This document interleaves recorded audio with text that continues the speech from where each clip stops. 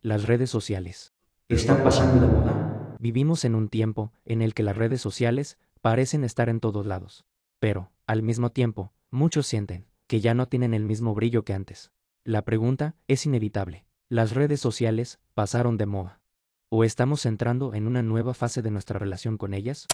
Al principio, las redes fueron vistas como una revolución cultural. Nos prometieron cercanía, libertad de expresión y la posibilidad de conectar con cualquier persona en cualquier parte del mundo. Era como abrir una ventana a un universo infinito. Pero con el paso del tiempo, esa ventana se convirtió en un espejo.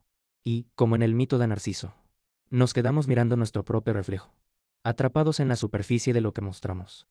Desde la psicología, podríamos decir que las redes se convirtieron en un escenario, donde el yo busca aprobación constante. El me gusta pasó a ser la nueva moneda emocional. Una descarga rápida de dopamina que, al mismo tiempo que da placer, también genera dependencia. En lugar de vínculos profundos se multiplicaron las conexiones superficiales, muchas veces cargadas de ansiedad y comparación. Si lo miramos desde la sociología, las redes son un laboratorio de identidades colectivas. Allí se gestaron movimientos sociales, campañas políticas y fenómenos virales, que transformaron la cultura en tiempo real. Sin embargo, al mismo tiempo, fueron también el terreno fértil para la polarización, la fragmentación y la manipulación masiva. Podríamos compararlo con el Ágora, pero digital, el cual prometía debate libre, pero terminó muchas veces siendo una arena de insultos, gritos y silencios impuestos por algoritmos invisibles. Desde la filosofía, la pregunta va más allá. ¿Qué significa realmente estar conectados? ¿No es acaso una paradoja que, en la era de mayor interconexión tecnológica, las personas reporten sentirse más solas que nunca? Quizás porque confundir comunicación con conexión es como confundir ruido con música. Lo primero satura, lo segundo armoniza. En la mitología, podríamos pensar las redes como una nueva forma del laberinto de Dédalo. Una estructura fascinante y aparentemente infinita donde uno puede perderse sin darse cuenta. Pero, como en el mito de Teseo, también hay un hilo que puede guiarnos. La conciencia de cómo usamos estas herramientas. Sin el hilo, vagamos sin rumbo. Con él, encontramos salida y sentido. Podríamos también compararlas con el mito de Prometeo. Las redes nos dieron un fuego, el poder de crear, compartir y transformar.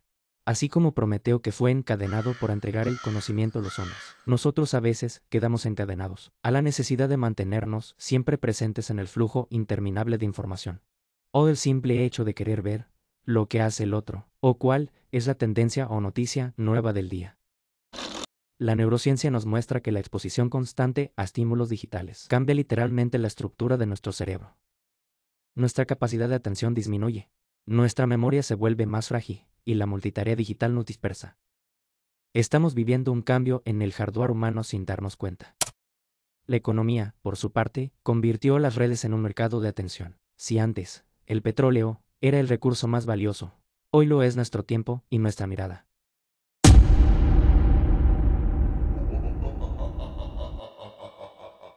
Cada scroll es contabilizado. Cada clic alimenta un sistema que monetiza hasta el más mínimo gesto de nuestra interacción. Pero hay un fenómeno que se vuelve cada vez más evidente en esta etapa. El brain rot. El brain rot digital te da esa sensación de consumir horas de contenido sin retener nada. De pasar de un video a otro, de un meme a una polémica, sin que nada nos deje un conocimiento importante en el consciente. Pero sí nos deja mensajes subliminales que se nos plantan muy fácilmente en el inconsciente. Es como comer comida ultraprocesada, llena el estómago, pero no nutre. Nuestro cerebro, expuesto a estímulos fugaces y repetitivos, empieza a funcionar en modo scroll, buscando gratificaciones instantáneas que nunca alcanzan a ser suficientes. A esto se suma la hipersexualización del contenido, un recurso que las plataformas fomentan, porque es uno de los más efectivos para capturar atención. Lo vemos en bailes, trends, publicidades. En la forma en que incluso los usuarios comunes sienten la presión de mostrarse bajo ciertos códigos. El cuerpo se convierte en mercancía, la mirada en producto y lo íntimo en espectáculo. Desde un punto de vista psicológico, esto refuerza la objetivación, genera comparaciones imposibles y multiplica la ansiedad social. El problema no es la sexualidad en sí, que es parte esencial de la vida y de la energía creativa, sino su reducción a un anzuelo de marketing. Lo erótico, que en su raíz es misterio, vínculo y potencia creadora, se degrada a un simple clic instantáneo para sostener la economía de la atención. En términos filosóficos, es la banalización del eros. Lo que alguna vez fue fuerza sagrada, ahora es consumo desechable. Si el brain rot nos aturde y la sexualización nos fragmenta, la combinación de ambos termina dejando una marca más profunda, el vacío. No es casual que, en medio de la saturación digital, muchos reportan sentir un cansancio difuso, una fatiga existencial, como si hubieran estado horas corriendo en una cinta de gimnasio, sin avanzar un solo metro, pero sin la buena recompensa que da el hacer ejercicio. Además, las redes sociales están construidas sobre sesgos cognitivos que todos tenemos. Por ejemplo, el sesgo de disponibilidad nos hace creer que lo que más vemos en nuestro feed es lo más relevante, aunque sea solo un recorte manipulado por algoritmos. El sesgo de validación social convierte los me gusta en una especie de medida de valor personal. Y ni hablar del sesgo de comparación social. Ver vidas editadas y filtradas todo el tiempo nos hace sentir que lo nuestro nunca alcanza. En el fondo, estamos frente a un sistema que no solo nos conecta, sino que también explota nuestros puntos ciegos psicológicos. Incluso, hay personas que quisieran cerrar sus perfiles, pero no lo hacen porque su pareja todavía las usa. A veces, se convierte en una especie de control mutuo. Mirar lo que el otro publica, con quién interactúa. O simplemente sentir que si mi pareja tiene, yo también debería tener. En ese punto, ya no hablamos de diversión o conexión, sino de vigilancia, de un lazo digital que ata más que une. En un video anterior hablé sobre el fenómeno del activismo performativo, pero no estaría de más traerlo de nuevo aquí. El activismo performativo digital es otro síntoma de cómo estas plataformas moldean no solo lo que decimos, sino cómo lo decimos y por qué lo hacemos. Hoy, muchas causas justas y necesarias se diluyen en estos vacíos de compromiso real. Un hashtag compartido, una foto con un filtro, un post cargado de indignación que dura 24 horas y luego se evapora en el océano del feed. Desde la psicología social, podríamos decir que es una manera de calmar la culpa colectiva y obtener reconocimiento moral a bajo costo. Una especie de economía de la virtud que se mide en likes. Pero en el fondo, lo que suele quedar no es la transformación, sino la performance. El yo mostrándose bueno, consciente, empático, mientras la raíz de los problemas permanece intacta. Como en el mito de Sísifo. La roca de la injusticia se empuja una y otra vez, pero nunca se traslada más allá del escenario virtual. Y quizás aquí, la pregunta más pesada sea, ¿estamos verdaderamente luchando por mejorar el mundo? ¿O solo luchamos por parecer los héroes del momento? Y desde lo espiritual, la reflexión se vuelve aún más profunda. Las redes son como espejos múltiples que nos muestran fragmentos de lo que somos, pero muy pocas veces lo que realmente somos. Es fácil perder el contacto con el silencio, con la interioridad, con ese espacio donde ninguna red puede entrar.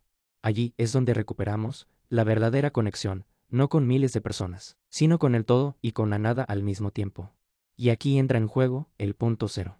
Porque el punto cero no es otra red, no es un algoritmo ni una pantalla. Es el espacio de equilibrio donde todo puede manifestarse y todo puede disolverse.